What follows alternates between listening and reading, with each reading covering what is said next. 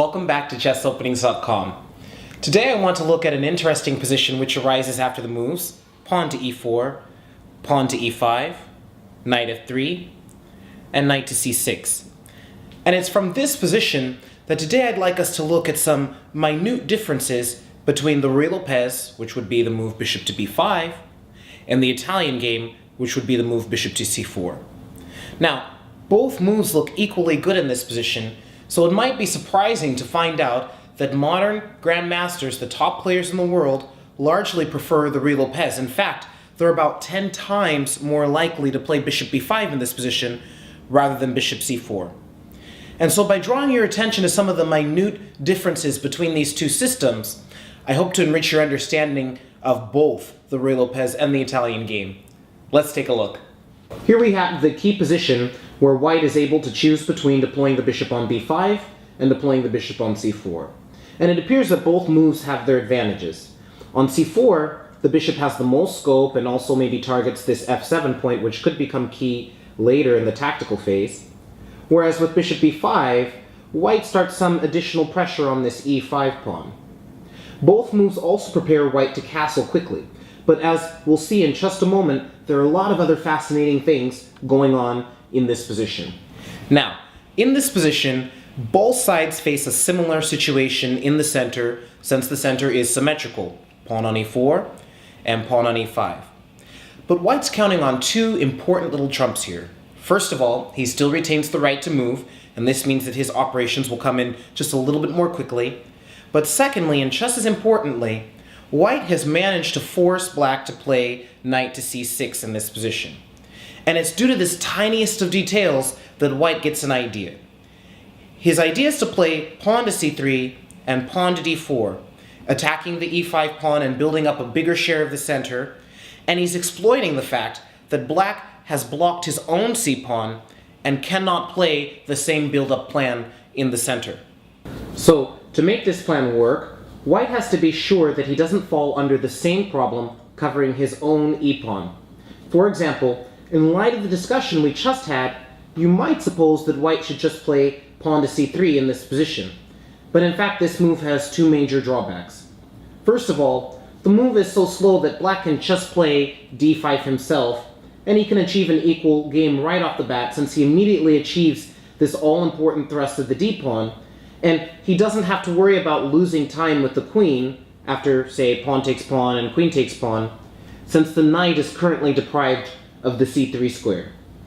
This is one reason that c3 is not a great idea in this position.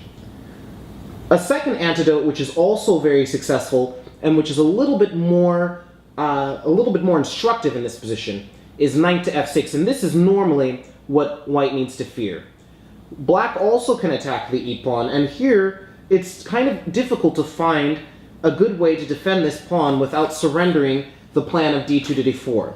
For example, if white plays the move pawn to d3, well, of course, this pawn is now no longer eligible to come to d4 for quite some time. The same is true if white plays the awkward move bishop to d3 when, of course, again, the pawn is weirdly situated here.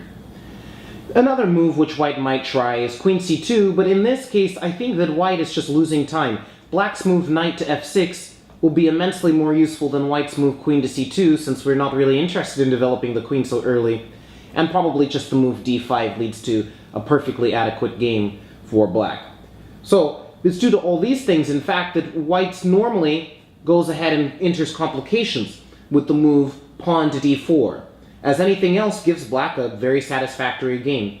But here too, it's been well known for a while that after knight takes pawn on e4, black still achieves a satisfactory game, since, for example, after the move pawn takes pawn on e5, black is still able to bring this pawn up to d5, and black has already achieved a rather comfortable game. So, even though white in this position has successfully found the right idea of playing c2 to c3 and d2 to d4, he still needs to take appropriate details into account, and he needs to devise a strategy and make arrangements for how he's going to deal with black getting ready to attack white's pawn on e4. So whatever white does next, he needs to keep this factor in mind while he continues to play for the correct plan.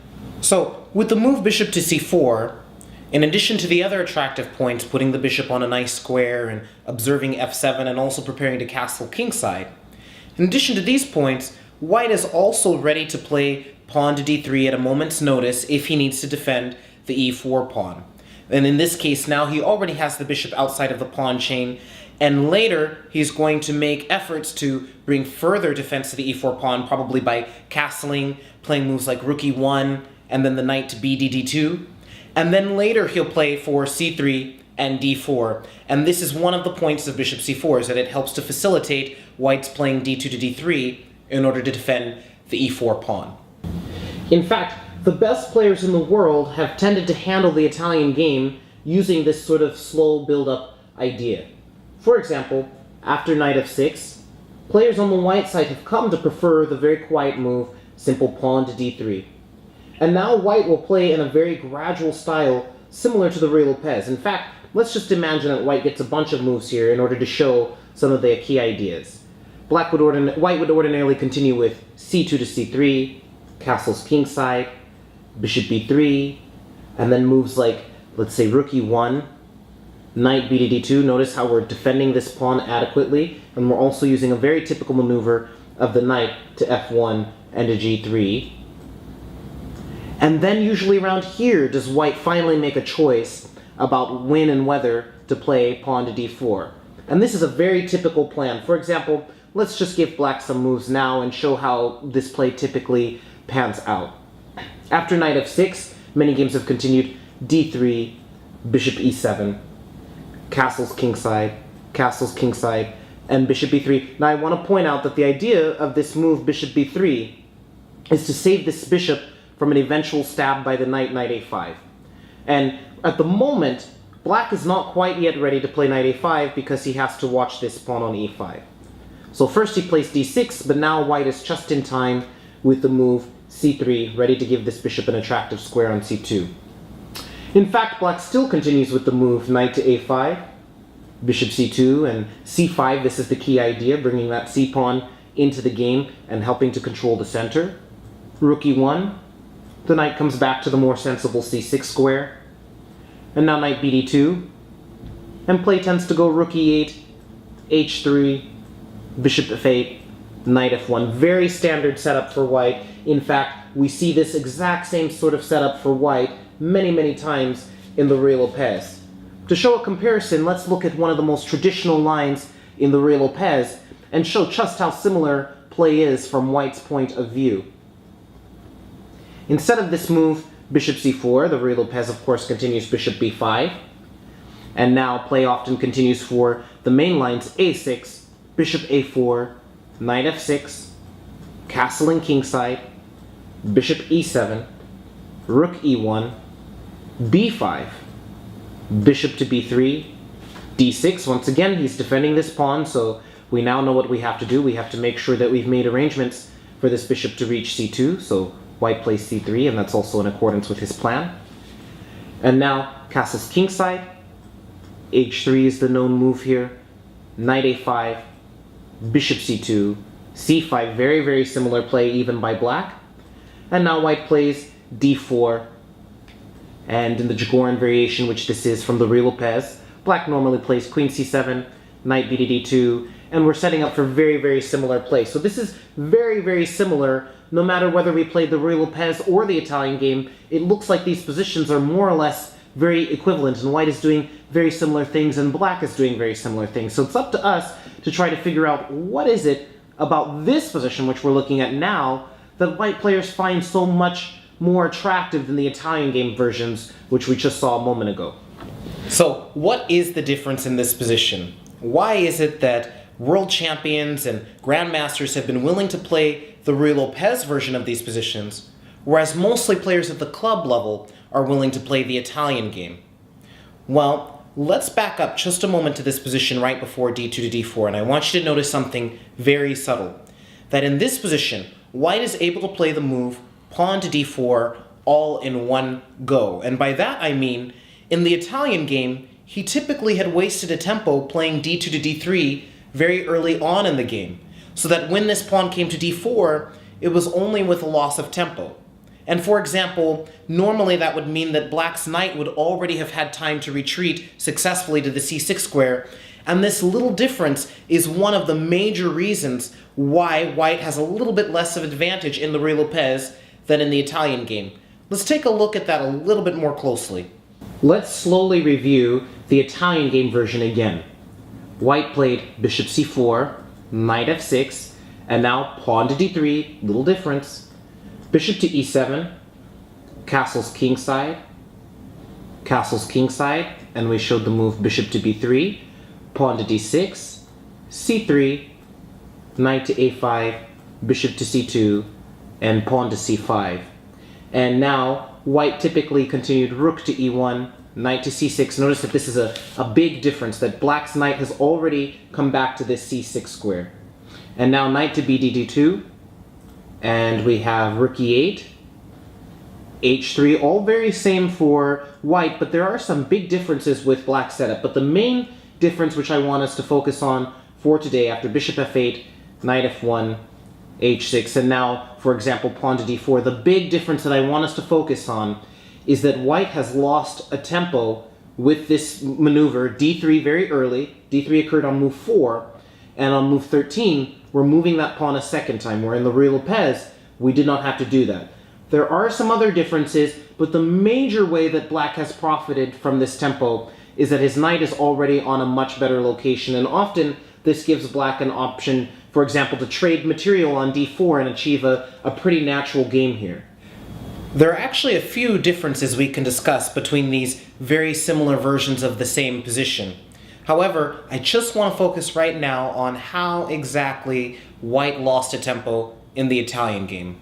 And to see this more clearly, let's start looking again at the move bishop b5, which was the Ruy Lopez. Now, one of the little secrets in the Ruy Lopez is that white has in fact devised a solution to the defense of his e4 pawn. Remember that early on in this video we spent a long time discussing the fact that white needs to make some preparations to defend the e4 pawn.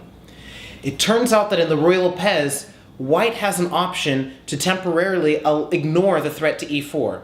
For example, after the move knight f6, or after the move a6, which is a little bit more common, bishop a4, and now knight f6, instead of playing d2 to d3, as white played in the Italian game, white actually has the move castling kingside in this position.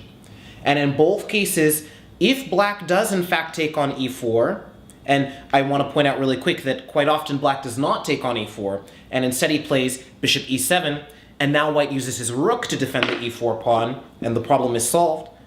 But if black takes on e4, white has access to the move pawn to d4, and a lot of theory has been written about these positions, but it's well known that white has excellent chances of an advantage in this kind of position.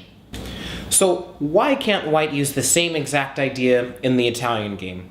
Well, it turns out that after bishop to c4, after knight f6, the move castling kingside is just a very weak move. Since after knight takes e4, the big problem is that black is going to be able to play d5 next move with tempo. And he will do this no matter whether white plays rook e1 or if he plays pawn to d4. Now black would simply play pawn to d5 with tempo against the bishop on c4.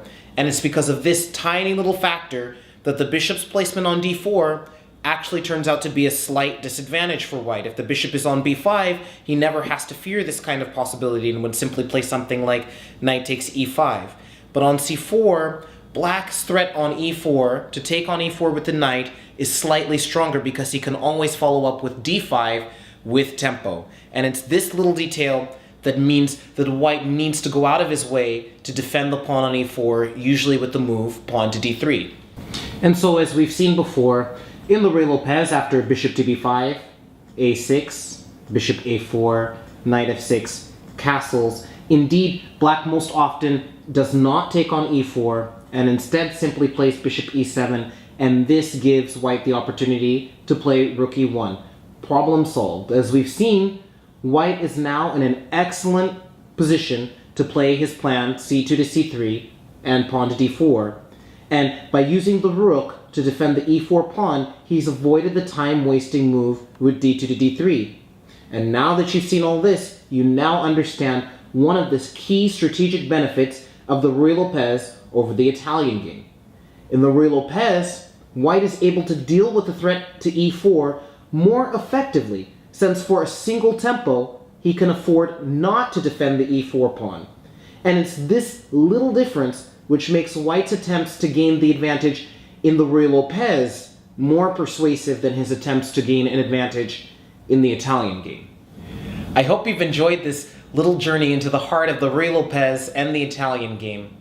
Whether you ultimately decide to look at some of the fascinating details of the Rui Lopez or to simply play the Italian game for its clear strategic ideas, I hope that by understanding these small details, you'll have a better appreciation for the openings and have more success in playing them.